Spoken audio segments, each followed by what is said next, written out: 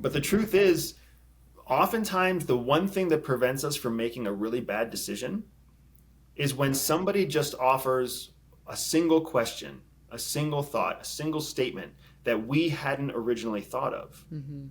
And when that question comes up, you're like, oh, that's a good question. Yeah. And that can keep us from walking ourselves off the ledge, right? I had a really good friend in college, and when I was at the Air Force Academy, I had a really good friend, and we used to make horrible decisions together.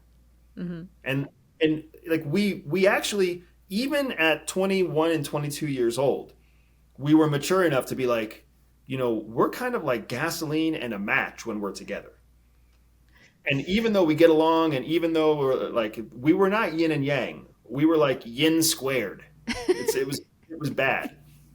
So we kind of actually started taking steps to not be around each other so much. Like, even though we were friends, we realized we were not friends that were advancing ourselves. Mm. And now, 15, 25, however many years later, how many years has it been? 20 years. Yeah. Yeah. 20 years later, we reconnect and we joke about it, but we look at our families. I mean, you met them when we were traveling recently. Mm-hmm. Like, he's got a beautiful family with 4 kids, and they've been married for 12 years. And I've got a beautiful family with 2 kids, and we've been married for 13 years. Mm-hmm.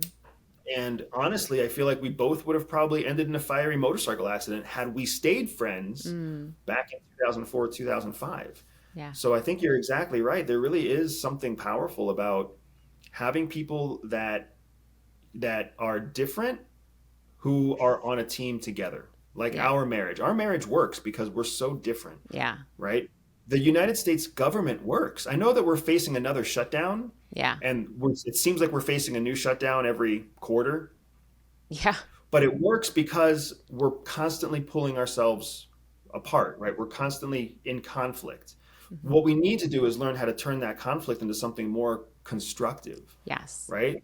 And I feel like you and I are the thing that we do so well in our marriage is always try to find a way to turn our conflict into something constructive. Mm-hmm. Yeah. Right? And it's good. One of the other things that comes to my mind is when you want to destroy your diet, like when you skip lunch, or when you like have a cup of coffee in the morning and forget to eat breakfast. Yeah. Usually skipping a meal isn't my problem.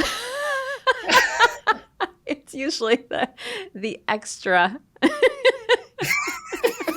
You're the meal skipper. Yeah, I'm putting another pancake on there. When you want an extra meal and it's going to just destroy your body, right? Like I think the other day you were talking about like, all I want right now is a giant fatty hamburger and French fries. Remember that conversation? Yep.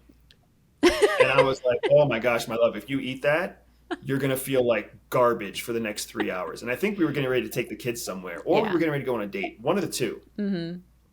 And you were like, unless you put something in front of me right now, I am going to eat garbage. And I was like, let me cut up a pear and let me, grab some tortilla chips and I'll grab a kombucha and whatever. Just give this woman some calories so that she has a chance to make a better decision. It was an acceptable substitute. Marriage is the great equalizer. I'll tell you what. Oh yeah. Because like for as cool as some people think I am, they would laugh their ass off when they saw me scrambling to cut up a pear for you and grab a handful of dates. Right? It's comical. If they saw what I did for our daughter, oh my gosh. Oh my gosh. I don't even I roll my eyes at that.